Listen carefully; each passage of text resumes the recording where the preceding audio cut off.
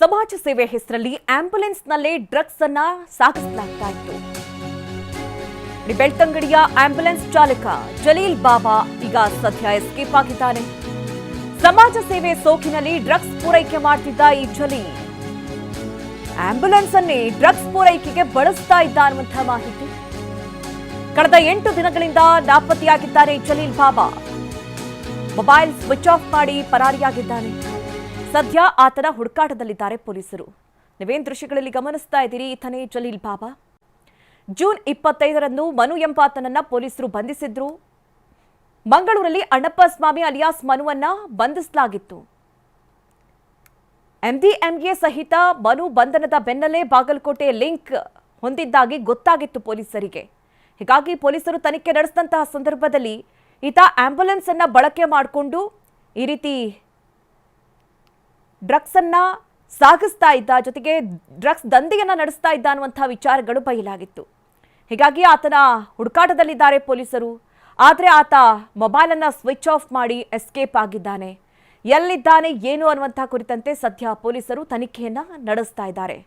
ನೋಡಿ, ಸಮಾಜ ಸೇವೆಯ ಸೋಗಿನಲ್ಲಿ ಏನೆಲ್ಲ ದಂಧೆಗಳನ್ನ ಮಾಡ್ತಾರೆ, ಯಾವ ರೀತಿ ಡ್ರಗ್ಸ್ ಅನ್ನ ಸಾಗಿಸ್ತಾ ಇದ್ದ ಅಂತ. ಜೂನ್ 25ರಂದು ಮನು ಎಂಬಾತನನ್ನ ಪೊಲೀಸರು ಬಂಧಿಸಿರ್ತಾರೆ. ಮಂಗಳೂರಿನಲ್ಲಿ ಅಣ್ಣಪ್ಪ ಸ್ವಾಮಿ ಅಲಿಯಾಸ್ ಮನುವ ಬಂಧನ ಆಗಿರುತ್ತೆ. MDMA ಸಹಿತ ಮನು ಬಂಧನದ ಬೆನ್ನಲ್ಲೇ ಇದು ಬಾಗಲಕೋಟೆಗೂ ಕೂಡ ಲಿಂಕ್ ಇದೆ ಅನ್ನುವಂತಹ ವಿಚಾರ ಗೊತ್ತಾಗುತ್ತೆ. ಜುಲೈ 15ರಂದು ಬಾಗಲಕೋಟೆಯ ಲಾಡ್ಜ್ ಮೇಲೆ ಪೊಲೀಸರು ದಾಳಿಯನ್ನು ನಡೆಸುತ್ತಾರೆ. ಮೂವರನ್ನ ಬಂಧಿಸಿ 5 ಕೋಟಿ ಮೌಲ್ಯದ 5 ಕೆಜಿ ಡ್ರಗ್ಸ್ ಅನ್ನ ವಶಕ್ಕೆ ಪಡಿತಾರೆ. ಬೆಳ್ತಂಗಡಿಯ ಮೊಹಮ್ಮದ್ ಅಲ್ತಾಜ್ ಹಾಗೆ ಮೊಹಮ್ಮದ್ ಮುಸ್ತಫಾ ಬಂಧನವಾಗಿದೆ. ಈಗ ಈ ಜಲೀಲ್ ಬಾಬಾ ಎಸ್ಕೇಪ್ ಆಗಿದ್ದಾನೆ. ಈ ಬಗ್ಗೆ ಹೆಚ್ಚಿನ ಡೀಟೇಲ್ಸ್ ಅನ್ನ ನೀಡ್ತಾರೆ ನಮ್ಮ ಪ್ರತಿನಿಧಿ ಪೃಥ್ವಿ. ಈಗ ಯಾವ ರೀತಿ ಇವರು ಡ್ರಗ್ಸ್ ಅನ್ನ ಸಾಗಿಸ್ತಾ ಇದ್ರು, ಆಂಬ್ಯುಲೆನ್ಸ್ಗಳಲ್ಲಿ ಯಾವ ರೀತಿ ದಂಧೆಯನ್ನ ನಡೆಸ್ತಾ ಇದ್ರು, ಎಲ್ಲಾ ವಿಚಾರಗಳು ಬಯಲಾಗಿದೆ. ಸದ್ಯ ಈಗ ಎಷ್ಟು ಜನರನ್ನ ಬಂಧಿಸಲಾಗಿದೆ, ಈತ ಎಲ್ಲಿದ್ದಾನೆ ಏನು ಅನ್ನುವಂಥ ಕುರಿತಂತೆ ಪೊಲೀಸರಿಗೆ ಮಾಹಿತಿ ಸಿಕ್ಕಿದೆಯಾ? ಇನ್ನು ಏನೇನೆಲ್ಲ ಡೀಟೇಲ್ಸ್ ಸಿಕ್ಕಿದೆ ಪೃಥ್ವಿ? ಮಧು, ಈಗ ಸದ್ಯಕ್ಕೆ ಏನಂತ ಹೇಳಿದ್ರೆ ಇವರು ಈಗ ಇಬ್ಬರನ್ನ ಬಂಧಿಸಿರುವಂತದ್ದು. ಅಂದ್ರೆ ಪ್ರಮುಖವಾಗಿ ಮಂಗಳೂರು ಸಿಸಿಬಿ ಪೊಲೀಸರಿಗೆ ಒಂದು ಮಾಹಿತಿ ಬರುತ್ತೆ. ಅಂದ್ರೆ ಏನು ಜೂನ್ 25ನೇ ತಾರೀಕು ಏನು ಸುರತ್ಕಲ್ನಲ್ಲಿ ಅಣ್ಣಪ್ಪ ಸ್ವಾಮಿ ಅಲಿಯಾಸ್ ಮನು ಎಂಬಾತನನ್ನ MDMA ಸಮೇತ ಬಂಧಿಸ್ತಾರೆ. ಸೊ ಆತ ಒಂದು ಲಿಂಕ್ ಅನ್ನ ಹೇಳ್ತಾನೆ. ಅಂದ್ರೆ ಇಲ್ಲಿಂದ ಈ ಒಂದು ಡ್ರಗ್ಸ್ ಸಪ್ಲೈ ಆಗ್ತಾ ಇದೆ ಅನ್ನೋದನ್ನ ಜಾಡ್ ಹಿಡಿದು ಸಿಸಿಬಿ ಪೊಲೀಸರು ಹೋದಂತ ಸಂದರ್ಭದಲ್ಲಿ ದೆಹಲಿಯಿಂದ ಬಾಗಲಕೋಟೆ ಮಾರ್ಗವಾಗಿ ಮಂಗಳೂರು, ಅಂದ್ರೆ ಇಡೀ ಕರ್ನಾಟಕ ಮತ್ತೆ ಮಂಗಳೂರಿಗೆ ಈ ಒಂದು ಡ್ರಗ್ಸ್ MDMA 5 ಕೋಟಿ ಮೌಲ್ಯದ 5 ಕೆಜಿ MDMA ಬರ್ತಾ ಇದೆ ಅನ್ನೋ ಮಾಹಿತಿ ಸಿಗುತ್ತೆ. ಸೊ ಖಚಿತ ಮಾಹಿತಿ ಮೇರೆಗೆ ಸಿಸಿಬಿ ಪೊಲೀಸರು ಬಾಗಲಕೋಟೆಗೆ ಹೋಗ್ತಾರೆ. ಬಾಗಲಕೋಟೆಯಲ್ಲಿ ಸಿಸಿಬಿ ಸುದೀಪ್ ಅವರ ತಂಡ ಹೋಗಿ ಅಲ್ಲಿ ದಾಳಿಯನ್ನ ಮಾಡುತ್ತೆ. ದಾಳಿಯನ್ನ ಮಾಡಿದಂತ ಸಂದರ್ಭದಲ್ಲಿ 5 ಕೆಜಿ MDMA 5 ಕೋಟಿ ಮೌಲ್ಯದ್ದು ಅದು ಅಲ್ಲಿ ಸಿಗುತ್ತೆ. ಅಲ್ಲಿ ಏನು ಬೆಳ್ತಂಗಡಿ ಮೂಲದ ಮೊಹಮ್ಮದ್ ಅಲ್ಫಾಜ್ ಮತ್ತೆ ಮೊಹಮ್ಮದ್ ಮುಸ್ತಫಾ ಎಂಬ ಇಬ್ಬರನ್ನ ಅಲ್ಲಿ ಬಂಧಿಸ್ತಾರೆ. ಸೊ ಅವರ ವಿಚಾರಣೆ ಮಾಡಿದಂತ ಸಂದರ್ಭದಲ್ಲಿ ಕೇಳ್ಬಂದಂತ ಹೆಸರು ಈ ಒಂದು ಜಲೀಲ್ ಬಾಬಾ. ಏನು ಬೆಳ್ತಂಗಡಿಯಲ್ಲಿ ಆಂಬುಲೆನ್ಸ್ ಡ್ರೈವರ್ ಆಗಿರ್ತಾನೆ, ಸ್ವಂತದೀತ 2 ಆಂಬುಲೆನ್ಸ್ ಇರುತ್ತೆ, ಮತ್ತೆ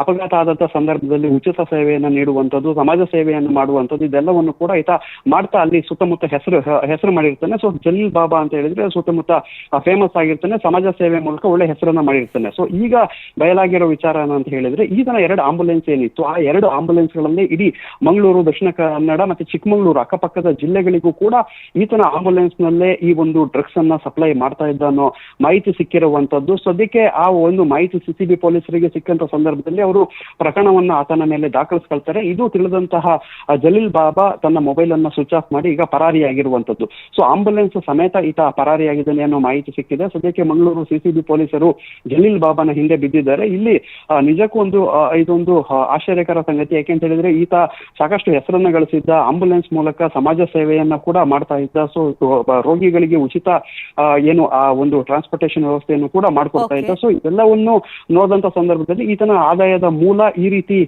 ಆಂಬುಲೆನ್ಸ್ ನಲ್ಲೇ ಡ್ರಗ್ಸ್ ಸಾಗಾಟ ಅನ್ನೋದು ಈಗ ಆಶ್ಚರ್ಯಕರ ಸಂಗತಿ ಆಗಿರುವಂತದ್ದು. ಓಕೆ ಪೃಥ್ವಿ, ಥ್ಯಾಂಕ್ ಯು ನಿಮ್ಮೆಲ್ಲ ಡೀಟೇಲ್ಸ್ಗೆ.